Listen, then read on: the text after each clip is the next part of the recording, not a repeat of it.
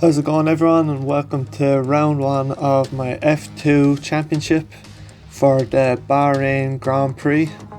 For this championship, I'm going to be driving as Callum Ilott in what I think is the best looking Formula 2 car of the 2020 season, the red UNI Virtuosi.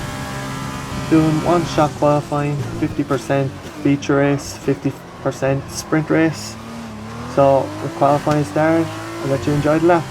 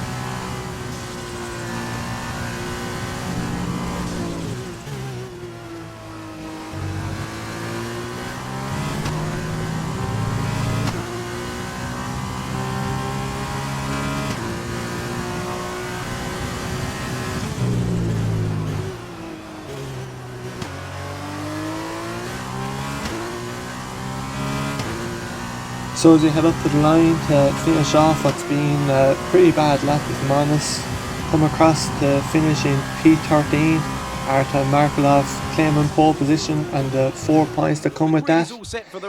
Jack Aiken finishes in second with Marcus Armstrong rounding out the top 3.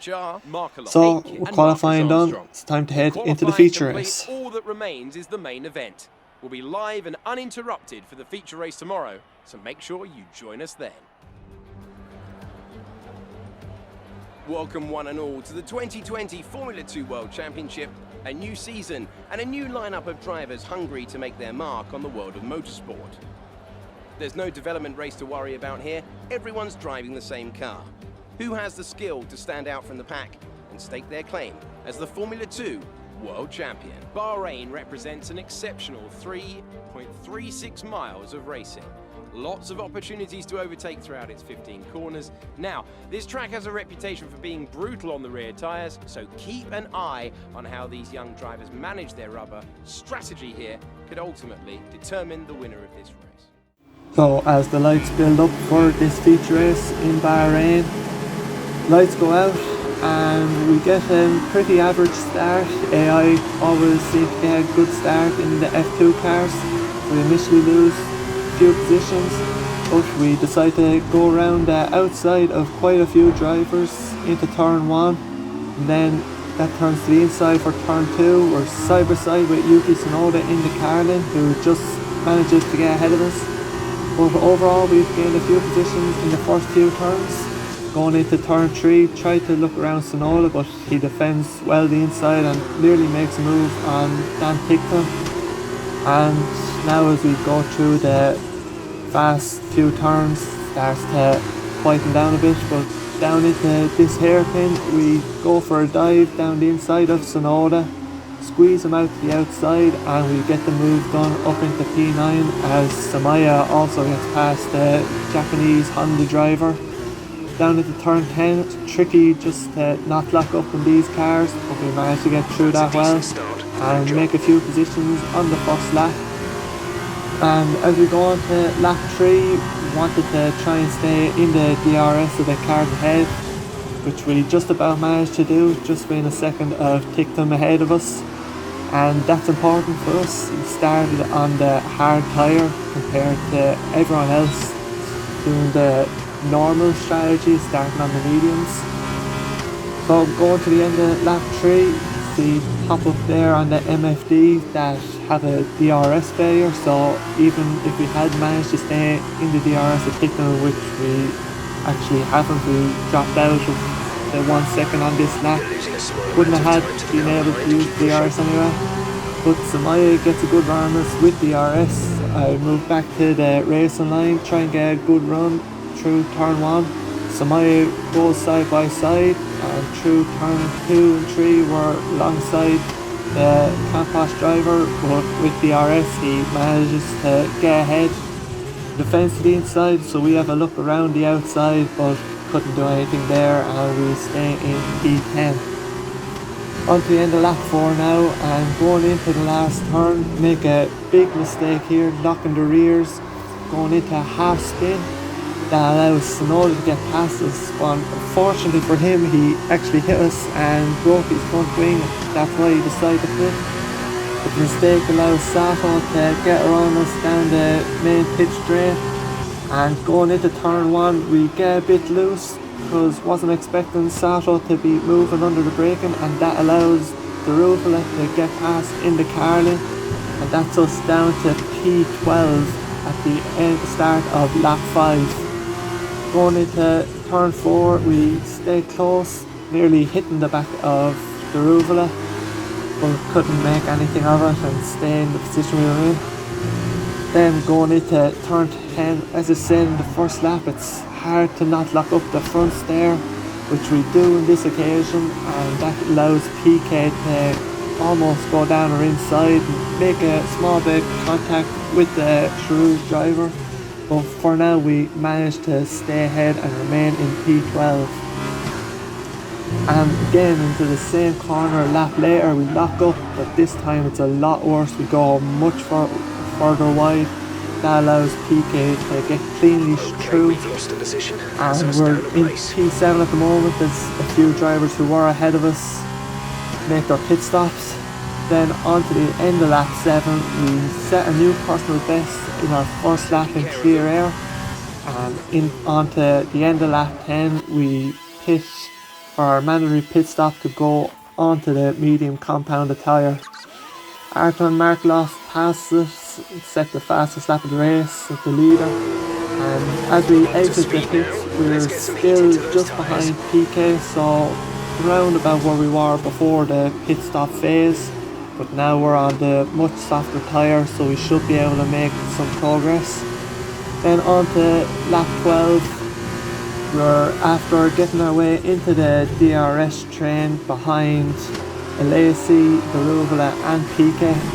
So really the aim from here now is to try and get into P8 to secure pole position for the sprint race. So the first car we have to overtake is PK. We go down the inside like we did on Sonoda earlier into the race, and we move up the position. Then on to lap 13, we get a good run through the first few corners. We're on the back of the Ruvula and into turn 4 on the softer tyres, much more grip for taking the turn and for braking, and we get past the Indian driver. Lap 14, setting new fastest lap of the race as we're up behind Sato going into turn 1. He defends slightly, so we take the normal racing line, get a good run through turn 2, through turn 3, and like with the Ruvula lap before, going to go down the inside into turn 4 and move up into the top 10. So now we're secured 1 point at least. But then on to the last lap. Actually got past Samaya the lap before, but must have forgot to put in the clip. But one of our favourite moves it seems into this turn down the inside of Dan Picton, and that is up into P8. And as we go towards the line on the last lap to finish the race, we finish P8. Fortunately we lose the fastest lap to Markloff, but we secure pole position for the sprint race which comes next. So as I said, Markloff wins ahead of Jack Aiken, Marcus Armstrong, Mick Schumacher, Djokovic, Alesi, Matsushita and ourselves. So as we wait for the lights to build up for the sprint race from pole position, the lights go out and it is again a pretty poor start compared to the AI. Matsushita, who started from P2, gets past us. He goes and pretty much lets us have the inside for turn 1, so we go in deep, make sure he can't pass around the outside and remain in first position. So So now the aim was to break out of the DRS to 1 second, which we do. On the start of lap 3 we're 2.5 seconds ahead, and on the end of lap 3 we set a new fastest lap. Good job, that was the fastest lap of the race so far. Towards the start of sector 3 on lap 4 we make a bit of a mistake, losing the back end. Not really anything too serious. But a lap later, pretty much the same position, and Nikita Mazepin retires, and isn't that just a wonderful thing to see? You just have to not feel sorry for the guy as his engine blows up and that is him out of the race. But that did bring out the safety car, so all the work we'd done to build up the 3 second gap or whatever it was is just being taken from us. And under the safety car, Drew also retires from the race with some kind of mechanical issue. So the end of lap 8, safety cars coming in, trying to get a good start and pull away from the cars behind. And once again, like with the start race, the aim is to break the 1 second DRS zone, and then if we can manage to do that, we'd be pretty safe. Going into turn 1, don't think there's any threat from Ilott behind, he's a good bit back, but you don't really tell from that angle there, but Ilott actually hit the back of us into turn 1, as you're going to see on this replay. He just outbrakes himself and you can see some of his wing going flying, so some wing damage for Ilott, so it should help us pulling away, which it does. The end of lap design, we're almost 4 seconds ahead of Drugovic now, who is stuck behind Ilott. So really good to get that gap out, and now we're just setting fastest lap after fastest lap it seems. Ilott takes away the fastest lap on, I presume, new soft tyres. And as we come around the final corner on the last lap, we're going to take the win by over 5 seconds, so pretty uneventful race after the safety car. And on the last lap we do take back the fastest lap to secure the 2 extra points and get the full 17 points for the sprint race. Onto the podium at the end of a thrilling race. The drama and excitement are over, and it's time to let it all sink in. Congratulations to our top 3 today.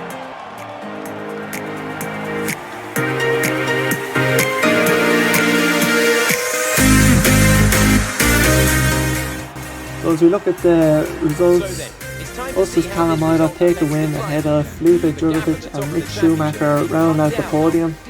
Artem Markelov takes the most points this weekend from Jack Aitken and Mick Schumacher, with us down 6th, and that is also the Drivers' Championship after round 1. And looking at the Teams Championship, BWT HWA race that lead the way over MP Motorsport. But that's it, until tomorrow for the Dutch Grand Prix.